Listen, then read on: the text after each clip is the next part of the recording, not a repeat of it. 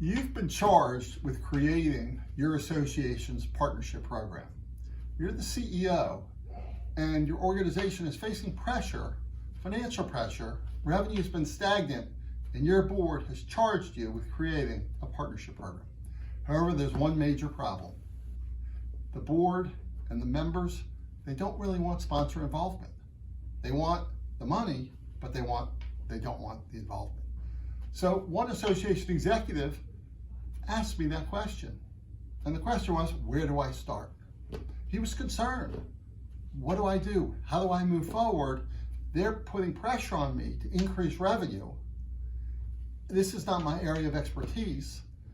And we are in a situation where it's important for us to increase funding.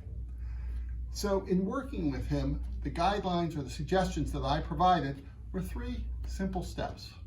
And today we're going to cover how to gain board approval. On a future video, we're going to discuss board interviews. When seeking to gain board approval, the first thing to look at, or step 1, is how has your board made decisions in the past? Was it behind the scenes where maybe the board chair and the ED were talking to each other?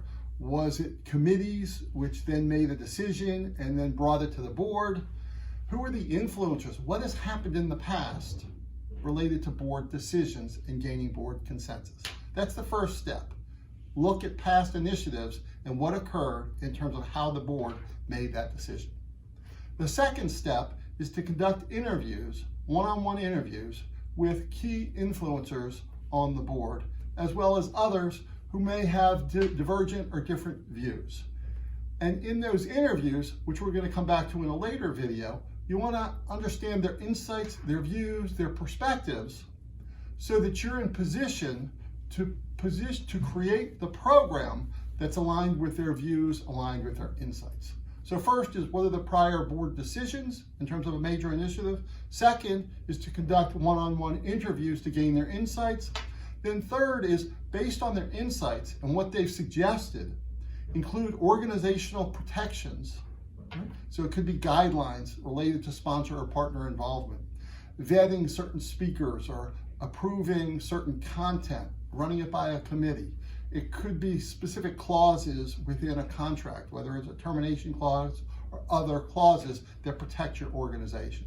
Make sure to include those organizational protections. So A, prior board decisions.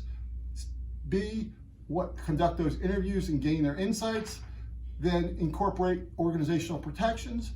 And then when you're presenting, co-present with another board member or with someone else so that you're in better position to gain their approval. When it's peer-to-peer and you have another board member who's helping to present this, it's going to be far more likely to succeed.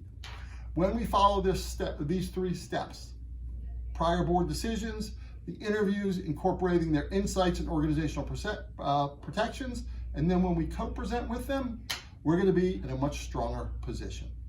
Picture this. When you're in a situation where you need to create a partnership program for your association, gain board buy-in, earn their respect by asking for their insights, their views, and how to protect the organization, and your revenue will increase. Is that something you're interested in? Stepping up from sponsorship to partnership. My name is Lewis Flax. You can reach me at Lewis, L-E-W-I-S, at Flax, F-L-A-X, associates.com. Please hit like, subscribe, and feel free to add comments. We'll return in the next video and discuss board interviews in greater detail.